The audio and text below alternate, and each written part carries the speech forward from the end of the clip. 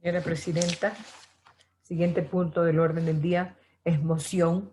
Recibir en Comisión General del Pleno del 2 de diciembre del 2020 al ingeniero Óscar Ayerbe, coordinador de la veeduría para la determinación del tarifario en el Distrito Metropolitano de Quito, para que sustente lo referente al incremento de la tarifa de transporte público que afectará al 75% de usuarios y sobre su incumplimiento. Es el quinto punto, señora Presidenta. Ok, ingeniero Ayerbe, bienvenido al Consejo de Participación Ciudadana. Gracias por estar una vez más aquí. Lo escuchamos atentamente. Muchas gracias, señora Presidenta, señores consejeros. Debo expresarles a ustedes que he esperado más de 4 horas para esta intervención. Estoy dispuesto a esperar 6 horas, 8 horas, 10 horas, las que sean necesarias.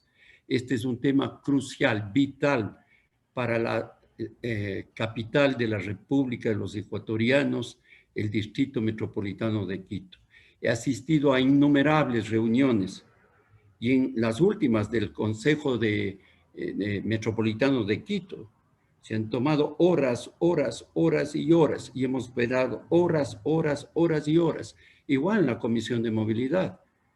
La veeduría ha tenido siempre como prioridad absoluta este tema, porque resulta ser que afecta más del 75% de los habitantes de Quito y de hecho a todos los ecuatorianos.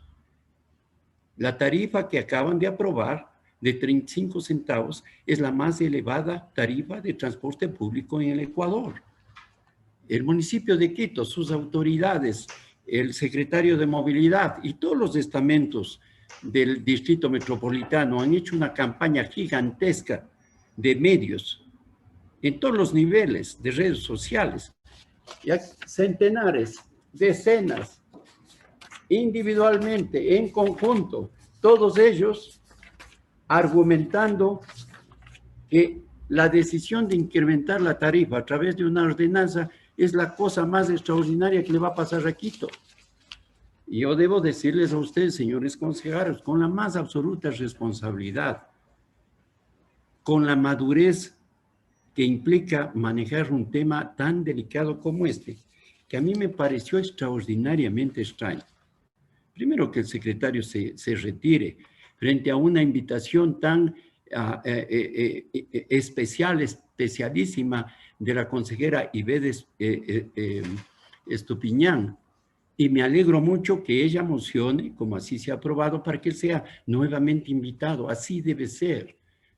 Yo aplaudo cómo este consejo, el pleno de este consejo se está manejando, que le permite sustentar la participación ciudadana, que es lo vital. Pero ¿qué acaba de acontecer?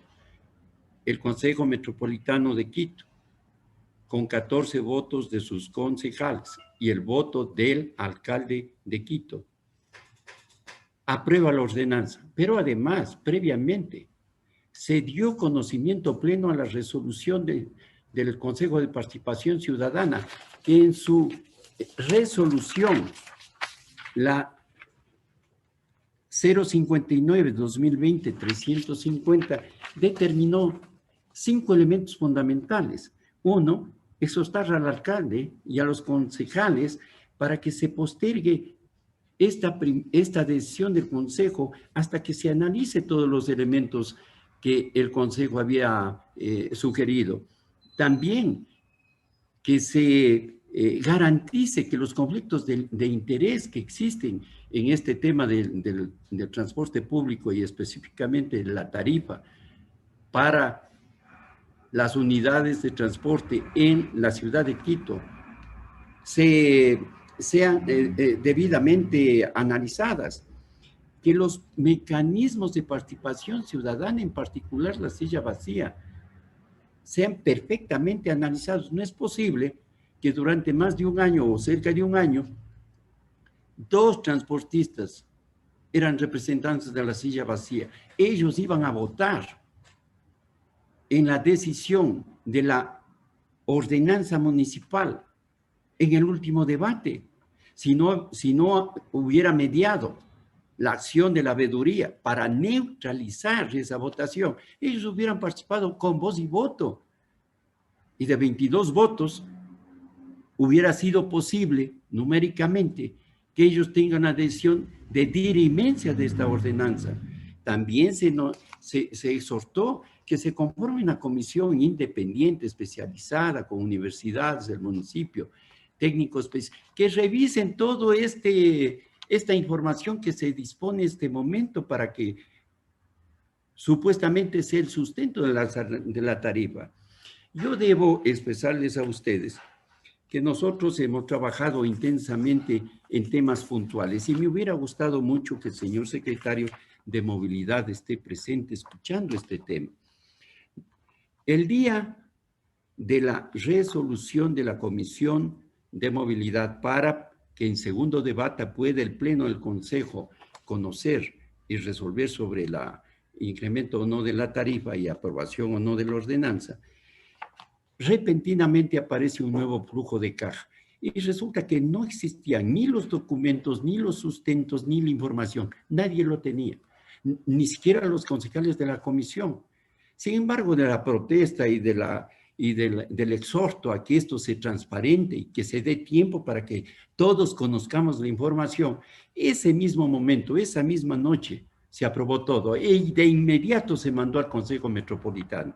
Al siguiente día se convoca al Consejo Metropolitano, de tal manera que el viernes 26 ya teníamos pleno de consejo. 24 horas antes se manda la documentación a todos los concejales. ¿Qué significaba esa información, señores consejeros? 68 carpetas, 212 archivos, 812 hojas de documentos técnicos.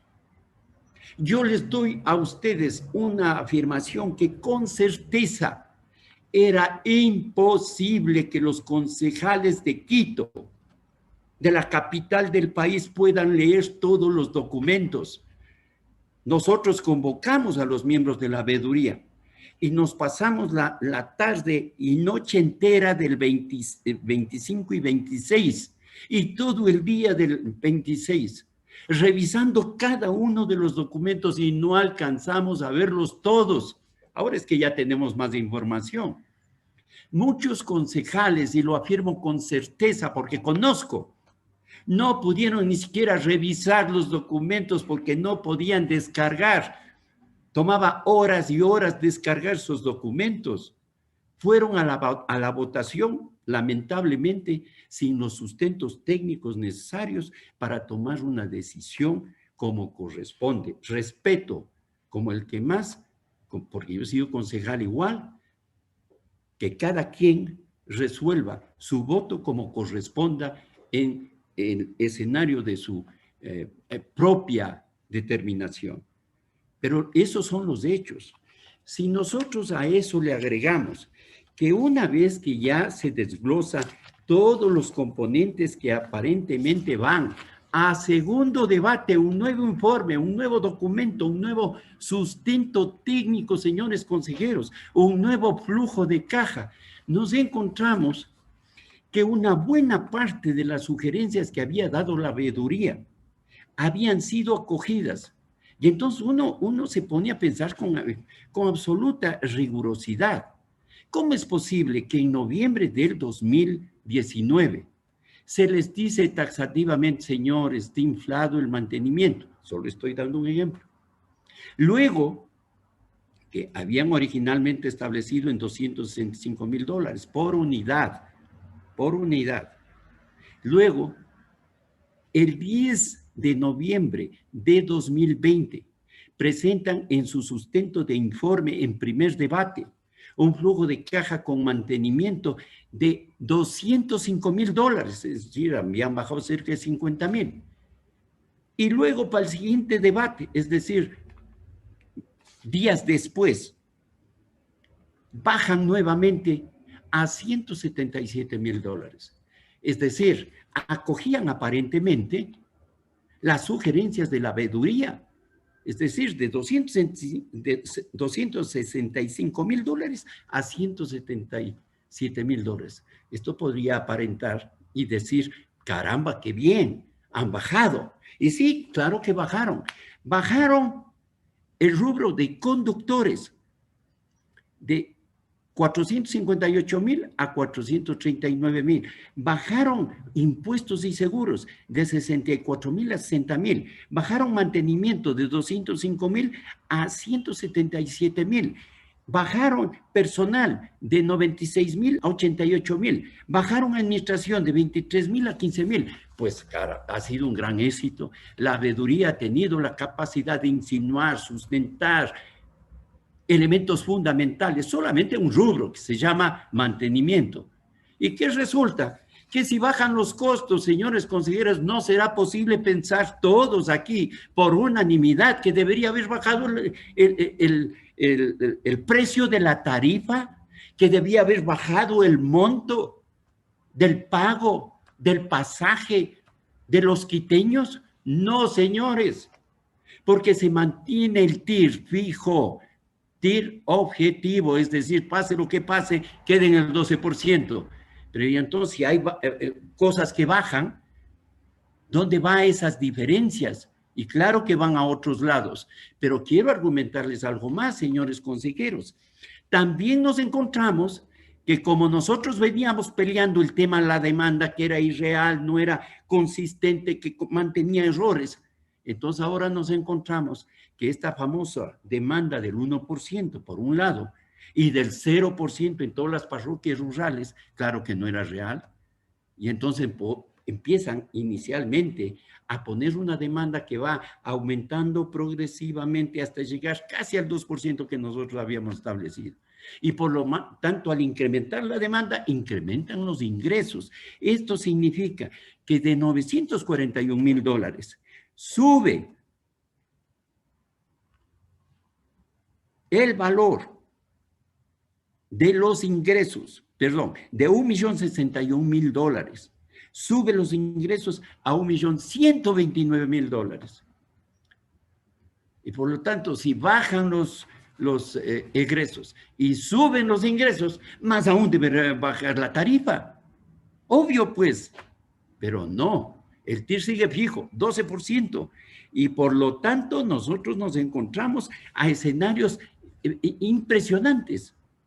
En la globalidad, si nosotros miramos el proyecto a lo largo de los años, se determina entonces incrementos por bus, por unidad, porque todo esto está hecho por unidad, de $204,000 de incrementos de ingresos y un egreso menor de $142,000. Es decir, suben los ingresos y bajan los egresos. Pero ¿y dónde van entonces estas diferencias? Resulta que se incrementa los gastos en todo lo que tiene relación a gastos financieros, a costos financieros. Y más aún cuando uno va profundizando el TIR y va observando otros elementos y componentes del mismo, como riesgo de capital, como riesgo país. En el primero, que tiene un componente que se acerca al 11.62%. Riesgo capital. Riesgo país, 6.42%. 18.4%. Y lo ponderan al 12%. Señores consejeros, señoras consejeras, riesgo país y riesgo capital en este tipo de proyectos no existe, debe ser 0. Esto afecta directamente a la tasa interna de retorno y por ende debería bajar aún más el precio de la tarifa del transporte en Quito. Pero hay un sinnúmero de elementos adicionales. Alguien debe preguntarse entonces, ¿cómo es que el ingeniero Ayerbe en su presentación al Consejo Metropolitano de Quito, alertándoles de estos componentes y afirmando algo que quiero que ustedes conozcan en este momento, que inicialmente la utilidad por unidad establecida en el flujo del 10 de noviembre del primer debate determinaba $25,851. Para el segundo debate, días después, se establece en $141,629, cifras de los documentos que ellos habían enviado por dentro y que ningún concejal lo podía determinar así de fácil, no solo porque tenían que leer los 812 hojas, sino que tenían que visualizar los documentos de sustentos técnicos y por ende todas las tablas que correspondían a este tipo de elementos. ¿Cuánto es el incremento a la utilidad para los operadores? Les digo a ustedes, señores. 400%. No le escuché, ¿qué me dijo? 447%, señores consejeros. En estas condiciones, nosotros hemos mantenido con absoluta claridad criterios técnicos determinantes. No creemos que exista sustento técnico actualizado. Todos los informes internacionales en estos famosos contratos de asesorías técnicas que muchos de los ecuatorianos dudamos ahora. La gran mayoría de la información de estos documentos fueron alimentados por los propios operadores. La GSD Plus data su informe del 2016 y cuando se compara con el otro informe hecho en el 2018 por TRN TriNet, tienen profundas discrepancias en la demanda. Y entonces nadie se ha percatado del tema para decir, oiga, si hay dos informes contradictorios, actualicemos uno durante todo el año 2020 y veamos exactamente cuál es la demanda real. Pero si a eso agregamos que es público, notorio, evidente, que el transporte público en Quito y en el país, en el transporte urbano, específicamente estoy hablando en este momento, y en general de la superficie, tiene evasión y además tiene fraude. ¿Cuál es la diferencia entre la evasión y el fraude? Evasión es cuando un usuario no paga el valor del pasaje, se escabulle en la unidad de transporte e ingresa sin pagar. Pero eso es mínimo, es un porcentaje porcentualmente bien bajo. El fraude es el gigantesco, el que se roban la plata entre ellos mismos, entre su propia estructura, entre su propio conocimiento de operadores, de choferes y de ayudantes. Y algunos estiman, ellos mismos hablan, hay registros grabados de estos temas, hablan del 30%. Eso no consta en el flujo, eso no consta en todas las proyecciones que van a 10 años. Entonces nos preguntamos, ¿realmente cuánto será pues el precio de la tarifa del transporte? Y parece ser que está entre el 28 centavos y el 30 centavos, no 35. Recuerden ustedes que yo les informé que en el flujo que ellos determinan para los próximos 10 años, efectivamente empieza en 31 centavos y termina en los 10 años en 35. Pero ellos se saltan los 10 años y escogen el de los 10 años como primer año, 35 centavos. Pero hay algunos componentes muy importantes que quiero alertarle al país. El tema del diésel. El tema del diésel lo tenían en un principio como un componente que significaba una valoración de 1,05 centavos. Y efectivamente eso es lo que venía costando hasta hace poco tiempo. Hoy en día, en este momento, vale 1.24, pero ellos no le ponen 1.24 en el flujo de caja, lo suben 10 centavos más de antemano este rato a 1.34, y cuando van ponderando inflación para los próximos años, determinan que va a costar el diésel a 1.50. ¿Cómo es esto? ¿Cómo es que ellos, los operadores, determinan eso? Y digo así porque no me imagino cómo es posible que el secretario de Movilidad induzca error o, sin conocer, sea inducido a error. y acepte estas cifras. ¿Cómo es que no hay cuestionamiento de eso? ¿Cómo es que no cuestionan a los operadores que existe un proceso de negociación con el Estado ecuatoriano? Aquí está el documento y aquí está su consecutivo escenario. Están negociando para que se dé subsidio al diésel para toda la transportación de todo el país, transporte pesado, interprovincial, urbano, etcétera. Pero ellos ya lo colocaron en el flujo, ya se aumentó el pasaje con estas consideraciones. ¿Y qué es lo que hay que decirle al país? ¿Qué es lo que yo debo como veedor decirles a ustedes? Que también tengo que aceptar estas cifras, que no debo decir absolutamente nada, ¿a pretexto de qué? ¿A condición de qué? A mí me parece que esto ya va llegando a otros niveles. He oficiado al Contralor General del Estado y le he solicitado que él intervenga de manera inmediata para que determine exactamente qué significa este proceso de la determinación de la tarifa y los sustentos técnicos, que audite los informes internacionales con los cuales ellos se pretenden justificar, argumentando que como el BID y los organismos internacionales financiaron estos, son absolutamente independientes y transparentes. Eso no creo. Ahí vamos a tener que encontrar bien las justificaciones. Tenemos que saber bien quiénes lo hicieron.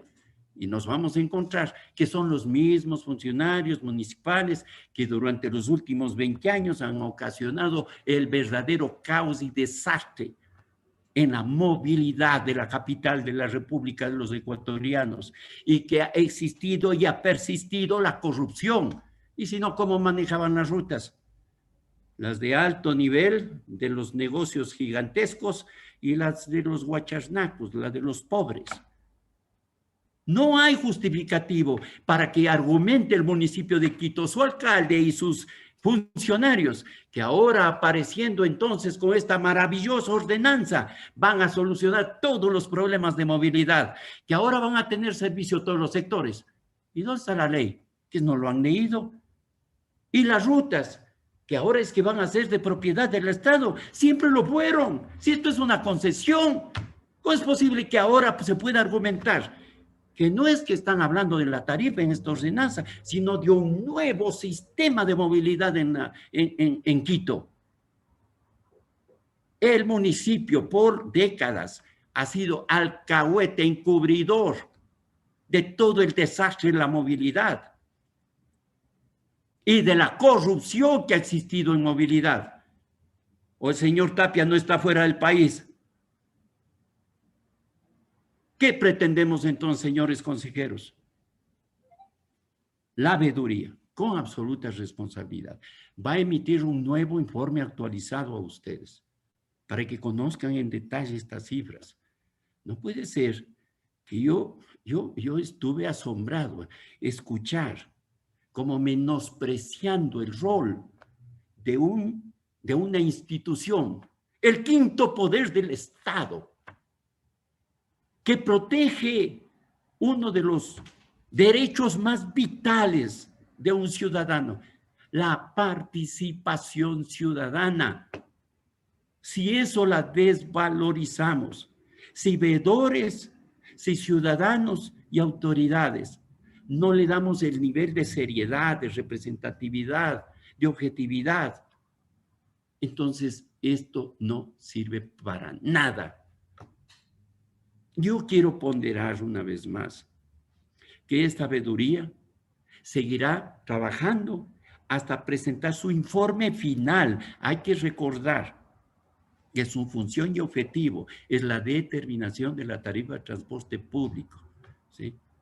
Hasta el final de los finales. Porque imagínense ustedes, en 60 días suben la tarifa.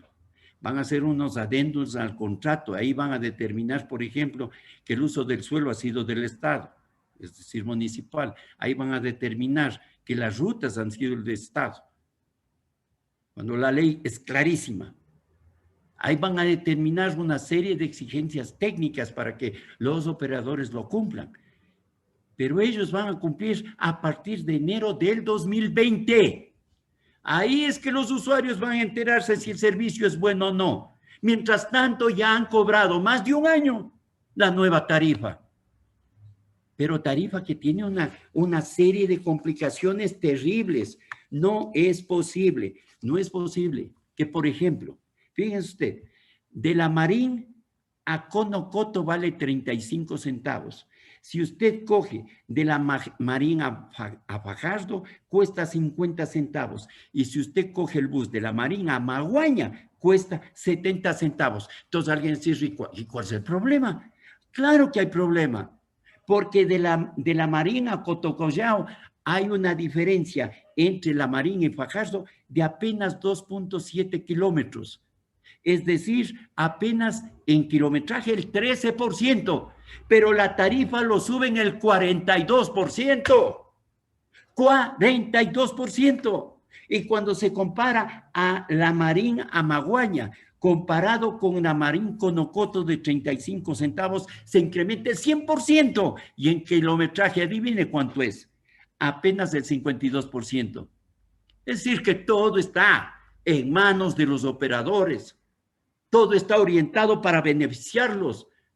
Ellos han manejado el transporte público, ponían cuando querían gerentes en el metro de Quito. Y si no, el ejemplo del señor Carlos Poveda, que unas veces era gerente del metro y otras veces gerente de operaciones de los operadores. En sus propias empresas entraban y salían. ¿Es así como hay que hacer las cosas? ¿Que tengo que decirle a la ciudad que debo callarme estos temas? Señores consejeros, aquí hay mucha más información. Podría pasarme horas y horas hablando de este tema, porque hemos trabajado meses y meses y tenemos la documentación. Por respeto al tiempo, por respeto y consideración a ustedes. Primero agradecerles que me han dejado hablar, no los 7 minutos como me correspondía. Este es un tema que yo tengo preocupación. ¿Qué va a pasar si en un momento dado los usuarios toman la decisión de expresar su preocupación a otros niveles? Yo quiero dejar bien claro este tema.